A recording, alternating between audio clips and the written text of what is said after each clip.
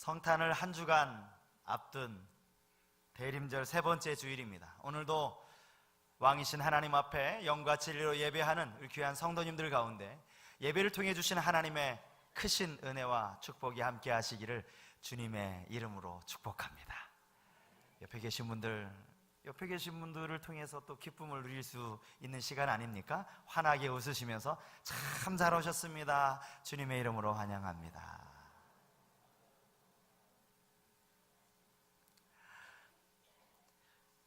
우리를 위해 아기 예수께서 이 땅에 오신 이 사건은 죄 가운데 있던 우리 모두에게 참으로 기쁘고 아름다운 소식인 줄 믿습니다. 그분은 우리를 위해 이 땅에 오신, 사람의 몸으로 이 땅에 오신 하나님이시기 때문입니다. 기대와 소망을 가지고 아기 예수의 탄생을 기다리는 대림절 세 번째 주일에 저는 이사야 40장 말씀을 가지고 함께 은혜를 나누기 원합니다. 이사야 40장은 아직 이스라엘에 시작되지도 않은 그들의 바벨론 포로 생활과 그 포로 생활 이후에 회복을 내다보면서 소망을 전하는 메시지라고 할 수 있습니다. 이 말이 무슨 말인가 하면 이사야 선지자가 사역하던 그 당시가 성경학자들이 대개 일치하기를 BC 680년 경이었을 것이다, 그렇게 이야기합니다. BC 680년이면 남쪽 유다가 바벨론에 망한 때가 BC 586년 아닙니까? 그러니까 남유다가 망하기 100여 년 전에 활동했던 선지자가 이사야 선지자라는 거예요. 아직 이 일이 일어나지도 않은 상태에서 하나님께 영감을 받아서 예언을 했다라는 것입니다. 실제로 이사야 선지자가 활동하던 이 당시, 이사야 선지자는 남쪽 유다에서 이제 활동을 했는데요, 그 당시에 북쪽 이스라엘이 아수르에 의해서 멸망당하는 것을 이사야가 보게 됩니다. 그러면서 남쪽 유다를 향하여서도 동일하게 경고를 하는 것입니다. 이 남쪽 유다도 역시 마찬가지로 우리의 죄로 말미암아 하나님이 이 땅을 심판하실 것이다.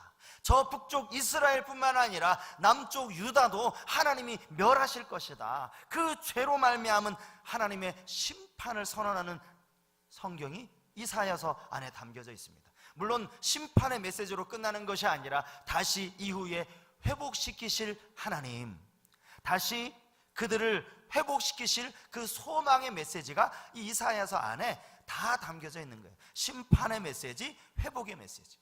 사실 우리가 읽은 이사야 40장부터가 이제 소망의 메시지가 시작되는 부분입니다. 오늘 본문 9절은 이렇게 노래하고 있습니다.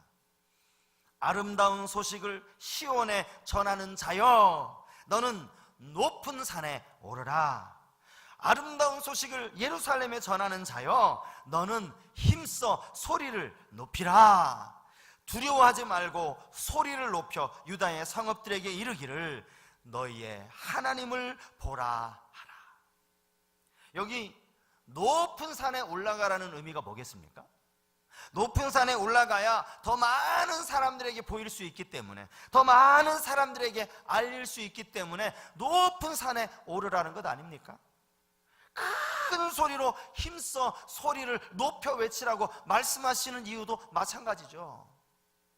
작은 소리로 말하면 많은 사람이 듣지 못하니까 더 큰 소리로 외쳐라. 더 소리를 높여서 외쳐라. 그렇게 그들이 힘주어서 소리를 높이며 외치는 메시지가 뭡니까? 뭐를 외치라는 거예요? 뭐를? 그 무엇을 외치라는 말씀이 그냥 이 구절 안에 다 나와 있어요. 한마디로 말하면 너희의 하나님을 보라 하라. 너희의 하나님을 보라. 오늘 본문 말씀에 높은 곳에 올라서 소리를 높여 외치는 이 메시지, 너희의 하나님을 보라 라고 했을 때 과연 어떤 하나님을 말하는 것인지, 우리가 보아야 할 하나님이 어떤 하나님인지 저는 오늘 본문 가운데 세 가지로 함께 생각해 보기를 원합니다. 어떤 하나님을 보라고 말씀하시는가? 첫 번째, 자기 백성을 위로하시는 하나님을 보라. 본문 1절 말씀입니다. 너희의 하나님이 이르시되 너희는 위로하라. 내 백성을 위로하라. 위로의 메시지가 1절에 담겨 있다는 걸 알겠는데, 이게 히브리서, 이 구약이 쓰여진 이 히브리서 원문을 보면 여기에 강조점이 조금 다르다는 걸 알 수가 있습니다. 문장의 배열이 조금 다르게 되어 있다는 겁니다. 제가 히브리어 원문, 원어를 말씀드린다는 것이 아니라 히브리어 순서 배열대로 제가 다시 한번 읽어드리면 이렇게 됩니다. 위로하라 너희는, 위로하라 너희는 내 백성을, 너희 하나님이 말씀하신다. 뭐가 강조가 되는지 여러분 딱 마음에 와닿으시죠? 위로하라 너희는, 위로하라 너희는 내 백성을. 위로가 강조되어 있는 말씀입니다. 오늘 이 시간 하나님을 예배하러 오신 우리 모든 성도님들 가운데 이 위로하시는, 당신의 백성들을 위로하시는 이 위로의 메시지가 들려질 수 있길 바랍니다. 어떤 위로의 말씀인가요? 어떤 위로의 말씀인지 본문 2절에 나와 있는데요. 너희는 예루살렘에 마음에 닿도록 말하며 그곳에게 외치라. 그 노역의 때가 끝났고 그 죄악이 사함을 받았느니라. 그의 모든 죄로 말미암아 여호와의 손에서 벌을 배나 받았느니라 할지니라 하시니라. 여기 그 노역의 때가 끝났다라는 이 말 속에 이 노역이라는 단어, 여러분 노역이라는 말의 뜻이 뭡니까? 노역이라는 말을 히브리어 원어로 찾아보니까 이게 짜바로 되어 있는데, 이 짜바라는 말이 구약에 참 많이 쓰여졌더라고요. 근데 이 단어가 주로 군대라는 의미를 갖는데 쓰여졌습니다. 군대. 노역의 때가 끝났다라는 말이 뭐겠습니까? 그러니까 야, 이제 힘들고 고된 군생활 이제 마쳐질 때가 됐다, 이제 전역할 때가 됐다, 안심해라, 위로하는 그런 메시지 아니겠습니까? 근데 단순히 이제 뭐 누구나 가는 군대에서 시간이 되면, 때가 되면 제대하고 전역하는 것 아닙니까? 그런 의미뿐만 아니라 오늘 본문을 가만히 보면 이 문장이 이어지고 있어요. 그 노역의 때가 끝났고 그 죄악이 사함을 받았느니라. 단순히 군생활, 힘든 군생활 끝났다라는 그런 의미뿐만 아니라 유다가 지은 죄에 대한 하나님의 징벌이 끝이 났다라는 겁니다. 그 모든 죄값을 다 치렀다라는 의미가 이 안에 담겨 있는 겁니다. 사실 여러분, 유다 백성들이 그들의 범죄로 말미암아 당한 그 고난은 이루 말로 다 할 수 없을 것입니다. 일단은 나라를 잃어버렸어요. 나라를 잃고 그냥 그래도 그 나라 가운데 살 수 있는 것이 아니라 다 바벨론 포로로 끌려가서 자그마치 70년을 보내야만 했습니다. 포로 생활 70년. 이렇게 힘들고 고통스러운 그러한 시간들을 보내는데 하나님이 그들을 그냥 거기에 내버려 두지 않더라는 거예요. 내가 다시 너희를, 이제 모든 벌을 너희들이 배나 받았으니 다 끝났다는 이야기죠. 내가 너희를 다시 이끌어 올 것이다.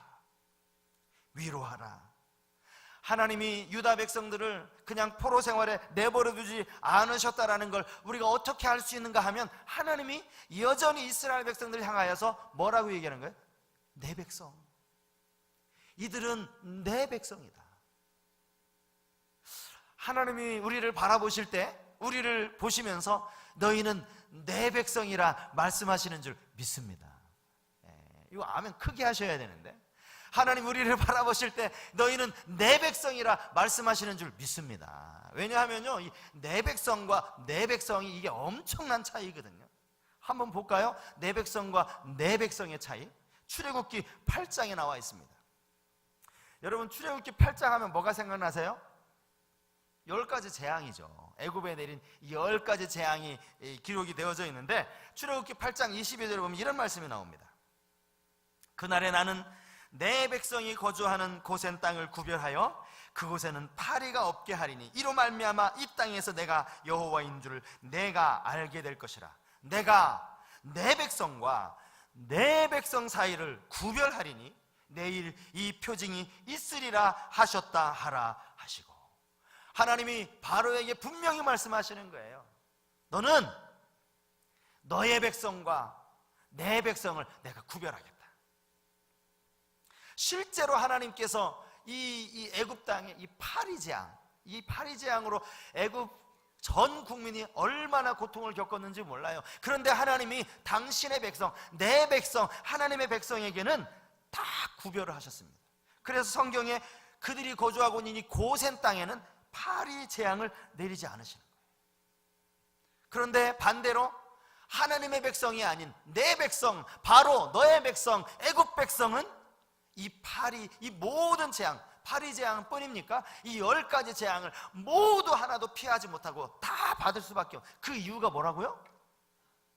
그들은 하나님의 백성이 아니거든요. 그들은 내 백성이 아니에요. 하나님은 그 애굽에 내린 10가지 재앙 가운데서도 당신의 백성, 내 백성을 구별하여 주셨다는 거예요. 그러니까 내 백성이라는 이 말이 얼마나 중요한 말인지 몰라요. 하나님이 내 백성. 오늘 하나님께서 우리를 당신의 백성으로 삼아주시는 줄 믿습니다. 비록 우리의 삶에 고난이 있을 수는 있어요. 아픔이 있을 수는 있습니다. 한 해 돌아보면 내가 하나님 백성인데 내가 왜 이런 고난을 당하면서 이렇게 1년 동안 힘들어야 할 수 있습니다. 여러분, 예레미야 애가 3장 33절에 이런 말씀이 있어요. 주께서 인생으로 고생하게 하시며 근심하게 하심은 하나님의 본심이 아니시다. 여러분, 하나님의 본심을 잘 이해하셔야 돼요. 무조건 고난당하면 하나님이 다 버리셨다라고 그렇게 생각하시면 안 됩니다. 하나님은 여전히 당신의 자녀들을 내 백성이라고 하나님이 구별하여 주시고, 구별하실 뿐만 아니라 그들을 위로하여 주시는 줄 믿습니다. 위로하시는 하나님. 본문에 나타나고 있는 두 번째 하나님의 모습은 영광으로 나타나시는 하나님입니다. 영광으로 나타나시는 하나님. 본문 5절 말씀인데요, 여호와의 영광이 나타나고 모든 육체가 그것을 함께 보리라. 이는 여호와의 입이 말씀하셨느니라. 여호와의 영광이 나타나고. 지금 유다 백성들에게 말하고 있는 이 여호와의 영광이 뭐겠습니까? 1차적으로는 포로 생활 70년 가운데 있는 그들을 포로 생활에서 다시 돌이키시는, 그들을 인도하여 예루살렘 고향으로 돌아오게 하시는 그런 하나님의 인도하심이 그들에게 1차적으로 영광입니다. 사실 바벨론 포로 생활하면서 그들이 바라는 소원이 그거였거든요. 우리의 소원 통일인 것처럼 그들의 소원이 하나 있다면, 저 고향 땅에 가고 싶다. 예루살렘 쳐다보면서 내가 저 땅에 가고 싶다. 하나님이 실제로 그 땅으로 인도하여 드리시는 이 일이 그들에게는 1차적으로 여호와의 영광이에요. 그리고 더 궁극적으로 우리 모두에게 하나님의 영광이 뭐겠습니까? 오늘 우리에게 주시는 하나님의 영광이 여러분 뭐겠습니까? 우리에게 주시는 하나님의 영광은 독생자 예수 그리스도를 통해서 누리게 되는 여호와 하나님의 구원인 줄 믿습니다. 하나님의 구원이에요. 이것을 어떻게 알 수 있느냐? 자, 여러분, 지금 이사야서 40장 말씀이 펴져 있지 않습니까? 신약에 가면 누가복음에 이 세례 요한이 등장을 하는데요, 이 누가복음 3장 4절 이하에 보면 이 이사야 40장 말씀이 그대로 인용이 되고 있어요. 한번 여러분 비교를 한번 해보셔요. 여러분 40장 지금 펴져 있는 대로 이 성경을 한번 보시면서 3절 이하를 보시면서 제가 읽어드리는 누가복음 3장 4절 이하의 말씀 한번 여러분 들으시길 바랍니다. 누가복음 3장 4절 이하의 말씀이에요. 선지자 이사야의 책에 쓴 바 광야에서 외치는 자의 소리가 있어 이르되 너희는 주의 길을 준비하라. 그의 오실 길을 곧게 하라. 모든 골짜기가 메워지고 모든 산과 작은 산이 낮아지고 굽은 것이 곧아지고 험한 길이 평탄하여질 것이요 모든 육체가 하나님의 구원하심을 보리라 함과 같으니라. 다 비슷한 이야기가 이사야서 말씀이 여기에 다 쓰여지고 있는데 하나 차이가 있어요. 여러분 그 차이를 발견하셨습니까? 이사야 40장 5절에서는 모든 육체가 그것을 함께 보리라. 여기 그것이라고 표현을 하고 있고, 사실 그것이 앞에 나와 있는 여호와의 영광 아닙니까? 여호와의 영광. 그런데 이 누가복음에는 이 구절이 어떻게 바뀌어져 있습니까? 모든 육체가 하나님의 구원하심을 보리라. 이사야 선지자가 말한 이 그것이 누가복음에 가서는 그대로 인용을 하면서 무엇을 본다고요? 하나님의 구원하심을 보리라. 오늘 우리에게는 하나님의 구원, 예수 그리스도를 통해서 죄악 가운데 우리를 구원하시는 이 하나님의 구원이야말로 우리가 바라보아야 할 하나님의 영광이라는 사실입니다. 여러분, 하나님의 아들 예수 그리스도가 이 땅에 오신 이유가 뭡니까? 그분이 영광을 받기 위해 오셨나요? 그렇지 않습니다. 그분은 수치를 받기 위해 오셨습니다. 그분은 높임을 받으시기 위해 오셨습니까? 하나님이신데, 하나님의 아들이신데, 하나님의 본체신데 그분이 높임을 받기 위해 오셨습니까? 아닙니다. 아무도 그를 높여주지 않았어요. 오히려 그분은 낮아지시기 위해서 이 땅에 오신 줄 믿습니다. 낮아지고 하나님이 사람이 되신다는 것만큼 낮아지는 게 있을까요? 임금이 신하가 되는 이 낮아짐보다 훨씬 더한 낮아짐 아닙니까? 사람으로 낮아지시고, 사람에서 죄인으로 낮아지시고, 그 죄인 중에서 로마 시민은 아무리 중한 죄를 지어도 차마 십자가는 지지 못하게 했는데 그 십자가에 달려 죽으시기까지 낮아지신 거, 이게 여호와의 구원인 줄 믿습니다. 이게 하나님의 영광이에요. 여러분, 성탄을 맞이하면서 우리가 보아야 할 하나님의 영광이 무엇이라고요? 우리를 위해 이 땅에 오신 예수 그리스도 하나님, 우리의 죄를 담당하시려고 이 땅 위에 내려오신 그 하나님, 그 하나님의 영광을 기억할 때 우리는 성탄의 의미를 제대로 이해하고 성탄을 맞이하게 되는 줄 믿습니다. 아무 의미도 없는 성탄 캐롤 집에서 하루 종일 틀고 콧노래 부르는 거 소용없어요. 예수님이 왜 오셨나? 하나님이 왜 이 땅에 오셔야만 했는가? 하나님이 말씀하시는 그 영광이 무엇인지, 하나님 자신이 높아지시는 영광이 아니에요. 이 요한복음에 보면 예수님이 뭐라고 말씀하세요? 이제 십자가를 딱 앞에 두고 내가 영광을 얻을 때가 되었다. 그게 뭐예요? 지금 십자가 지시러 가시는 그 시작 즈음에 예수님이 그렇게 말씀하시잖아요. 내가 이제 영광을 얻을 때가 되었다. 우리에게 영광으로 오신 그 하나님, 그 하나님을 바라보며 그 하나님을 기대하며 소망하는 우리 모든 성도님들이 다 되실 수 있기를 바랍니다. 또 하나, 하나님 우리에게 들려주신 이 아름다운 소식, 아름다운 소식으로 들려주시는 그 하나님은 어떤 모습이냐? 하나님은 품에 안으시고 인도하시는 하나님이시라. 품에 안으시고 인도하시는. 오늘 본문 11절 말씀입니다. 그는 목자같이 양떼를 먹이시며 어린 양을 그 팔로 모아 품에 안으시며 젖먹이는 암컷들을 온순히 인도하시리로다. 제가 사실은 처음에 이 세 번째 제목을 참 목자이신 하나님 이렇게 적었는데요, 대지의 제목을 바꿨어요. 목자라는 말보다는 안으시고 인도하시는 하나님. 왜 그런지 아세요? 제 안에 이 성경을 읽을 때마다 좀 아쉬움이 있습니다. 무슨 아쉬움인가 하면 목자라는 이미지에 대해서 제 안에 이게 100% 와닿지를 않는 거예요. 제가 뭐 어려서 무슨 양을 키워본 적이 있나요? 뭐 제 친구 중에 목자가 있었나요? 그런 경험이 없다 보니까, 이게 다 이스라엘 지역 사람들은 이게 다 경험한 거 아닙니까? 다 그냥 들에 다니면 그 목동이 있고 양들이 있고. 근데 저는 이런 경험이 없다 보니까 이 목자라는 이미지가 제 머릿속에 이게 잘 안 들어오는 거예요. 여러분, 설교자의 고민을 아십니까? 제가 이 본문을 100% 이해하고 막 가슴이 뜨거워져서 여기에 이 100도의 열정 가지고 말씀을 전하면 아마 여러분들이 마음으로 받으시는 게 몇 도 정도 될까요? 한 60도? 70도? 조금 더 잡으면 뭐 한 80도? 제가 여기서 100도로 그 열정으로 설교를 해도, 근데 제 안에 이 목자라는 이미지가 100% 와닿지를 않으니까 목자를 도대체 어떻게 설명해야 될지를 모르겠는 거예요. 목자에 대한 이미지가 제 안에 없는 거예요. 아, 목자에 대한 이미지는 있죠. 이 기독교 서점 가면 그 그림 하나 있잖아요. 그냥 이렇게 푸른 풀밭에 이제 이 아주 시냇가도요, 얼마나 정말 마시고 싶어. 그 파란 이 맑은 물가에 양들이 막 이제 풀을 뜯고 있고, 거기에 인자한 표정의 지팡이를 짚고 딱 예수님이죠. 그거는 내가 이해를 하겠는데 이게 와닿지를 않는 거예요. 여호와는 나의 목자시니 내게 부족하며, 이 얼마나 좋은 시편입니까? 시편 23편. 그가 나를 푸른 풀밭에 누이시며 쉴 만한 물가로 인도하시는데, 이게 잘 안 와닿는 거예요. 저만 그렇습니까? 목사든지 아직 이게 연륜이 짧아서 그런지 몰라도 이게 잘 안 와닿는 거예요.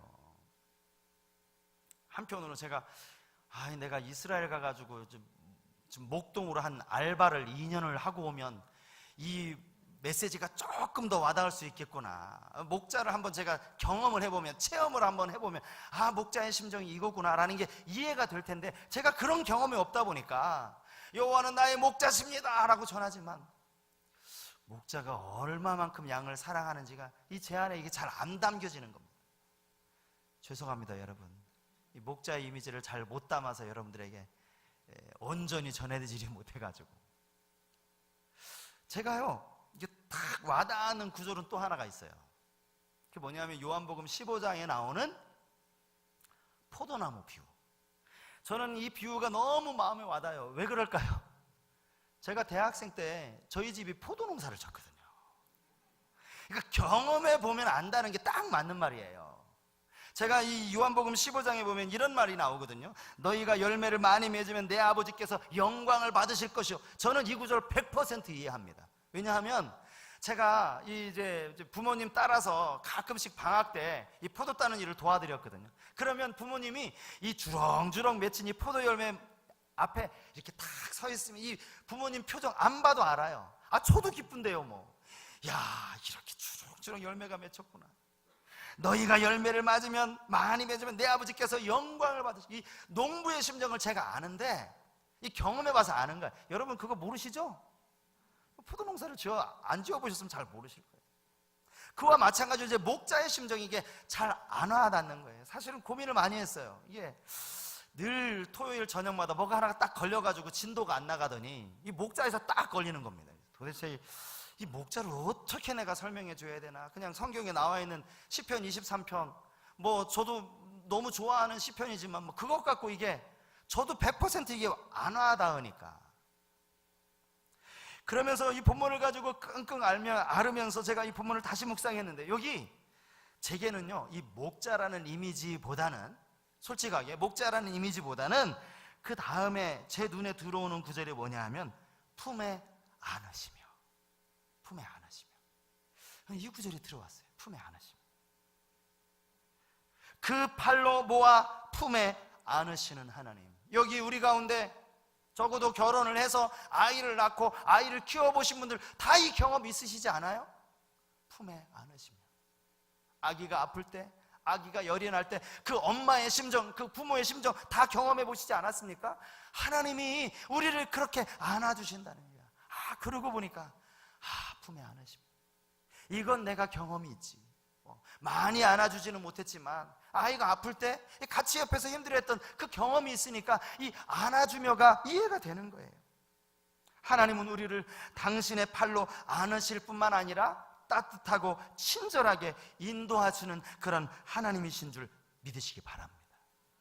적어도 부모로서 자녀를 키워보신 분들은 그 부모의 마음이 하나님의 마음이라고요. 그 품에 안아주시는 그 하나님. 근데 여러분, 우리가 여기서 한 가지 꼭 기억해야 될 게 있어요. 하나님 우리를 안아주셨다라고 생각했을 때 이 안아주심의 의미가 뭔지를 우리가 정확하게 이해해야 됩니다. 성경에 안아주셨다라는 이 표현이 또 한 번 나오거든요. 신명기에 보면 이 안아주셨다라는 표현이 나와요. 신명기서 하면 여러분 다 아시는 것처럼 광야 40년 시간이 이제 다 끝날 즈음에 가나안 땅을 앞에 두고 모세가 마지막에 이스라엘 백성들이 한 설교 아닙니까? 이 신명기 맨 이 1장에 보면 모세의 설교 가운데 1장 31절에 이런 표현이 나와요. 모세의 설교입니다. 광야에서도 너희가 당하였거니와 사람이 자기의 아들을 안는 것 같이 너희의 하나님 여호와께서 너희가 걸어온 길에서 너희를 안으사 이곳까지 이르게 하셨느니라. 안으사, 사람이 자기의 아들을 안는 것 같이. 저기 지금 사무실에 우리 아기 엄마가 아기를 안고 있는 것처럼 부모가 아기를 안는 것 같이 안으사. 여러분, 이 구절을 읽으시면서 무슨 생각이 드셨습니까? 광야 40년이 하나님이 이스라엘 백성들을 안고 가셨습니까? 한번 생각해 보자고요. 정말 이스라엘 백성들을 광야 40년 동안 이렇게 번쩍 안고 가셨나요? 출애굽기 공부하시는 분들 아실 거 아니에요. 금요일마다 우리가 늘 계속해서 반복하는 게 뭐예요? 원망, 불평, 물 없다, 양식 없다, 또 불평하고 또 혼나고 원망하고 자꾸 애굽 생각하고 그렇게 40년을 보내왔거든요. 그런데 모세는 그걸 뻔히 알고, 모세가 지도자였으니까 그걸 뻔히 알고 있음에도 뭐라고 얘기하는 거예요? 너 40년 동안 하나님 너희를 안아주셔서, 이렇게 얘기하는 거예요. 그럼 여기서 안는다는 의미가 뭡니까? 성경이 말씀하고 있는 이 안아주심의 의미는 하나님은 우리를 안으셔서 하나님이 모든 고난도 다 비껴가게 하시고 모든 고난을 다 피해가게 하시고 넘어가게 하시고 고난을 하나도 겪지, 이 손에 물 한 방울 묻히지 않도록 하나님이 그렇게 우리가 번쩍 안고 하나도 고통이 없이 그렇게 인도하신다는 안아주심이 아니에요. 그건 이 신명기서가 우리에게 증명하는 것 아닙니까? 어디 이스라엘 백성을 하나님이 안아주셨어요? 그렇게 고생을 지지리도 했는데 40년 동안 하나님 안아주셨다라고 이야기하잖아요. 여러분, 우리가 생각하는 안아주심을 여러분 잘못 이해하시면 안 돼요.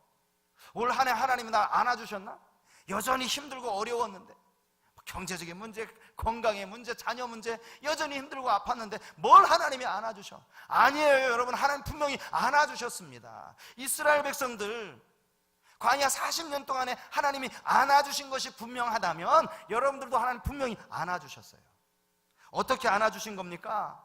그 고난을 통해서 하나님을 더 붙들고 의지할 수 있도록, 그 고난을 이겨나가면서 하나님께 더 매달릴 수 있도록, 어려운 일 있을 때마다 새벽을 찾고 어려운 일 있을 때마다 하나님 앞에 울부짖어 기도할 수 있도록, 그게 하나님의 안아주심인 줄 믿습니다. 아기가 아프면 그렇지 않나요? 자꾸 엄마 품에, 이미 엄마가 안고 있는데도 몸이 아프고 컨디션이 안 좋으면 자꾸 품 안으로 자꾸 들어와요. 자꾸 들어와요. 우리가 힘들고 어려울 때 자꾸 하나님 품에 더 가까이 안기는 거예요. 하나님, 이거 이겨낼 수 있게 해주세요. 하나님, 이런 아픔이 있어요. 이런 어려움이 있어요. 하나님, 이거 이길 수 있게 해주세요. 그렇게 하나님을 의지하고 그것을 통해서 하나님의 보호하심을 경험했을 때 그게 하나님의 안아주심이에요. 저는 이 구절을 묵상하는데 찬송가 373장 이 가사가 생각이 났습니다. 찬송가 373장 새 찬송가, 이 찬송가의 제목은요, 고요한 바다로입니다. 고요한 바다로. 1절 가사가 이렇습니다. 고요한 바다로 저 천국 향할 때 주 내게 순풍 주시니 참 감사합니다.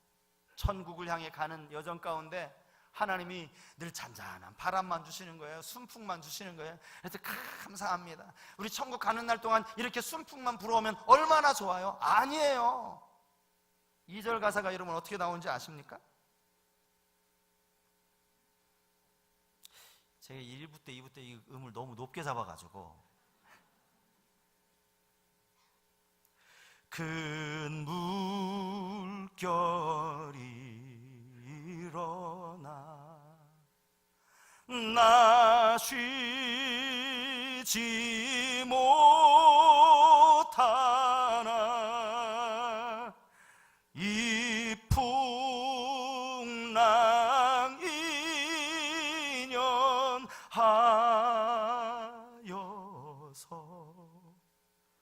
더 빨리 갑니다. 이게 하나님의 안아주심이에요. 때로는 생각지도 않은 역풍이 불어오고 광풍이 불어오고 큰 물결이 밀려올 때 어떻게 해야 되나? 하나님께 기도하면 하나님이 이것을, 그 풍랑을 이년하게 해주시는 거예요. 더 빨리 가게 해주시는 거예요. 정말 하나님의 안아주심을 경험하는 사람은 바로 오늘 이 373장 2절을 부를 수 있게 되는 줄 믿습니다. 이제 성탄을 한 주 앞두고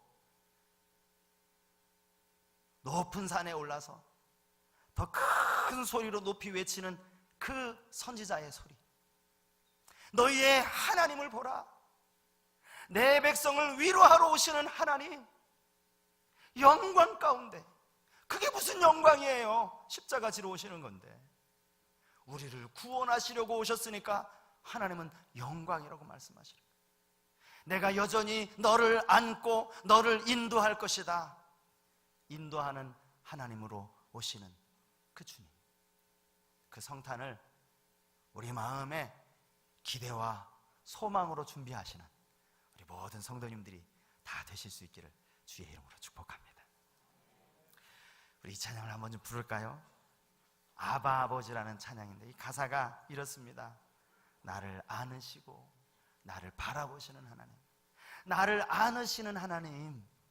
이 가사를 생각하면서 우리 아바 아버지 찬양 함께 부르고 기도하는 시간을 갖겠습니다.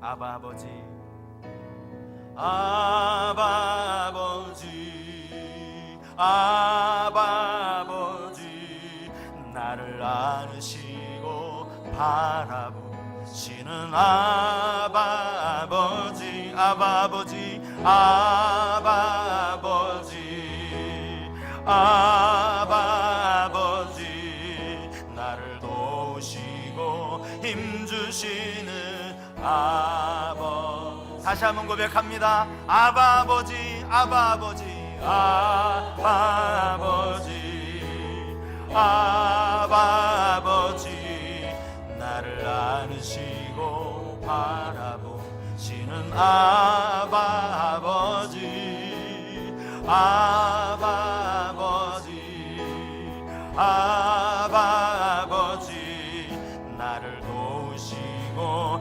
힘주시는 아버지. 주는 내 맘을 고치시고, 주는 내 맘을 고치시고, 볼 수 없는 상처 만지시네. 나를 아시고 나를 이해하시네. 내 영혼 새롭게 세우시. 주는 내 맘을 고치시고, 주는 내 맘을 고치시고, 볼 수 없는 상처 만지시네. 상처 만지시네. 나를 아시고 나를 이해하시네. 내 영혼 새롭게 새. 그분께 모든 시선을 주님께 드리고, 살아계신 하나님을 느낄 때, 하나님을 느낄 때, 내 삶은 주의 역사가 되고, 하나님이 일하기 시작. 모든 시선을 주님께 드리고, 전능하신 하나님을 느낄 때, 전능하신 하나님을 느낄 때, 세상은 주의 나라가 되고, 하나님이 일하기 시작하네. 너희의 하나님을 보라. 우리를 위로하시는 하나님, 영광 가운데 우리를 구원하러 오시는 그 하나님, 고난을 당하고 어려움을 겪지만 여전히 우리를 안으시고 품어주시는 그 하나님. 2017년도 성탄을 맞이하는 우리 가운데 이렇게 주님이 우리 가운데 오실 줄 믿습니다. 그 주님에 대한 기대와 감사로 이 성탄을 맞이할 수 있도록 하나님 나를 안고 계신 하나님을 내가 믿습니다. 나를 위로하기를 원하시는 내 백성을 찾으시는 그 하나님, 내가 당신의 백성입니다. 그 기대가 소망을 가지고 성탄을 준비할 수 있게 해달라고 오늘 말씀을 생각하면서 함께 통성으로 기도하겠습니다. 전능하신 아버지 하나님, 그렇습니다. 우리에게 위로로 찾아오시는 주님, 내 백성을 위로하라, 내 백성을 위로하라.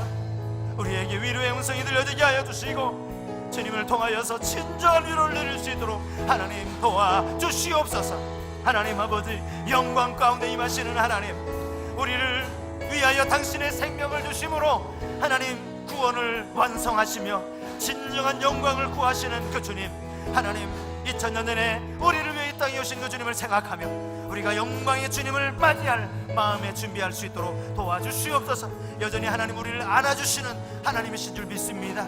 고난이 없는 것이 아니라 그 고난을 통해 더욱더 하나님을 의지할 수 있도록, 더욱더 하나님께 매달릴 수 있도록, 더욱더 하나님께 붙들 수 있도록, 그래서 풍랑으로 고통을 당하는 것이 아니라 그 풍랑을 인연하여서 더 빨리 갈 수 있도록 주님 우리를 이끄시는 그 하나님을 바라보기 원합니다.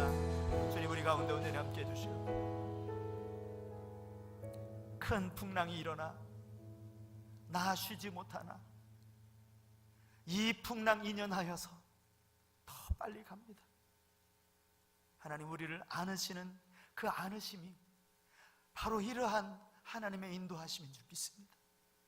한 해 동안 어려움이 하나도 없어서가 아니라 많은 어려움, 아니 남들보다 더 큰 아픔이 있고 어려움이 있었지만 그때마다 하나님을 찾게 하셨고 하나님을 의지하게 하셨고, 그래서 그 풍랑을 마침내 인연하여서 더 빨리 갈 수 있도록 그 인도해 주신 그 하나님 앞에 우리가 감사하는 마음 가지고 성탄을 맞이할 수 있도록 도와주시옵소서.